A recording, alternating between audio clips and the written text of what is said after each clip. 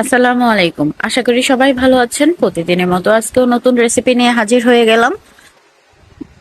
আজকে আমি পেঁপে দিয়ে শিং মাছ রান্না করে দেখিয়ে দেব। দারুণ স্বাদ দেয়। এভাবে করে রান্না করলে মুখের স্বাদ লেগে থাকবে। একবার খেলে বারবার খেতে ইচ্ছে করবে। আর শরীরের জন্য আমাদের এই রেসিপিটা অনেকটাই উপকারী। তো বাসায় একবার হলেও ট্রাই করে দেখবেন। আমি শিং মাছটা রান্না করার জন্য যা যা নিয়ে নিয়েছি, একটা পেঁপে নিয়েছি, ৫-৬টা মাছ নিয়ে নিয়েছি, আর ৩টা আলু, একটা পেঁয়াজ, কয়েকটা কাঁচামরিচ, সবগুলো একসাথে নিয়ে নিয়েছি। এখন আমি সবকিছু ভালো করে কেটে পরিষ্কার পানিতে ধুয়ে নিয়ে নিয়েছি। এখন আমি একটা কড়াইয়ের মধ্যে তেল নিয়ে নিচ্ছি পরিমাণ মতো। অল্প তেলেই আমি এই রান্নাটা করে দেখিয়ে দেব। তেলটা গরম হয়ে যাওয়ার পর আমি শিং মাছগুলো ভেজে নিচ্ছি।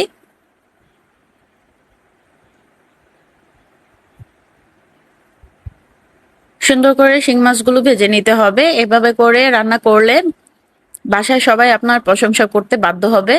একবার খেয়ে বারবার খেতে ইচ্ছে করবে। এতটাই টেস্টি হয় এই উপকারী একটি রেসিপি। আমাদের শরীরের জন্য এই শিং মাছের ঝোলটা অনেক উপকার। তো বাসায় একবার হলো ট্রাই করে দেখবেন। নতুন রাঁধুনি যারা আছেন তারা সহজেই এই রেসিপিটা পেরে যাবেন।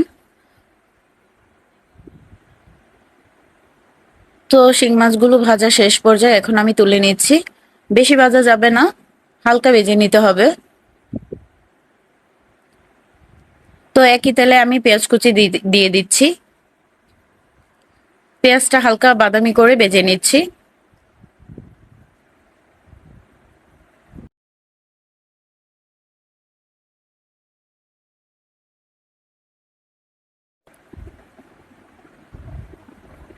পেঁয়াজটা ভাজা শেষ পর্যায়ে এখন দিয়ে দিচ্ছি অল্প পানি, যেন পেঁয়াজটা পুড়ে না যায়।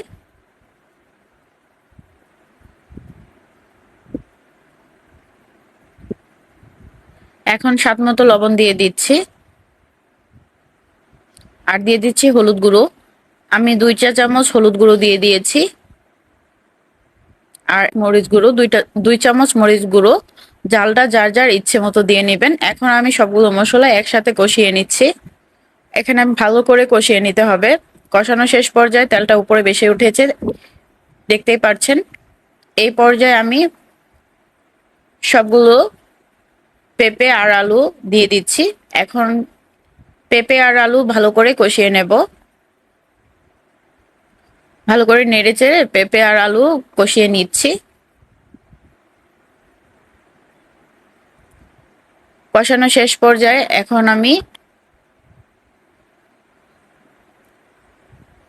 আবারও নেড়ে চেড়ে একটু পানি দিয়ে দিচ্ছি। পরিমাণ মতো পানি দিয়ে দিচ্ছি। যেহেতু আমি ঝোল ঝোল রান্না করব, তাই পরিমাণ মতো পানি দিয়ে দিচ্ছি।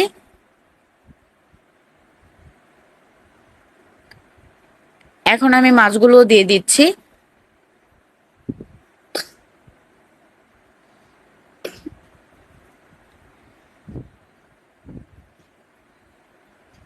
এখন আমি ঢাকনা দিয়ে ঢেকে দিলাম।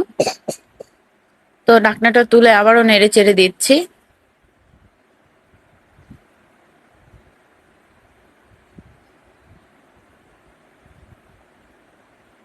এখন আমি কয়েকটা কাঁচামরিচ দিয়ে দিচ্ছি। তো রান্না শেষ পর্যায়ে দেখে নিন, ক্লোজলি দেখাই দিচ্ছি কতটা সুন্দর হয়েছে। কালারটা সুন্দর হয়েছে, লোভনীয় হয়েছে। বাসায় একবার হলো ট্রাই করে দেখবেন কতটা টেস্টি হয় এভাবে করে শিং মাছের ঝোল রান্না করলে পেঁপে দিয়ে। আমার প্রিয় আপুরা, সুন্দর সুন্দর কমেন্ট করার জন্য অসংখ্য ধন্যবাদ সবাইকে। অনেক ভালো লাগে তোমাদের এই সুন্দর কমেন্ট পেয়ে। যদি ভিডিওটি ভালো লেগে থাকে লাইক কমেন্ট শেয়ার করে পাশে থাকবেন। নতুন হয়ে থাকলে চ্যানেলটি সাবস্ক্রাইব করে পাশে থাকা বেল বাটনটা অন করে দিবেন, যেন নতুন নতুন ভিডিও ছাড়ার সাথে সাথে আপনাদের কাছে নোটিফিকেশন চলে যায়। আর যারা অলরেডি চ্যানেলটা সাবস্ক্রাইব করে দিয়েছেন তাদেরকে অসংখ্য ধন্যবাদ। পুরো ভিডিওটির সাথে থাকার জন্য সবাইকে ধন্যবাদ। সবাই ভালো থাকবেন, সুস্থ থাকবেন। Thank you for watching. আল্লাহ হাফেজ।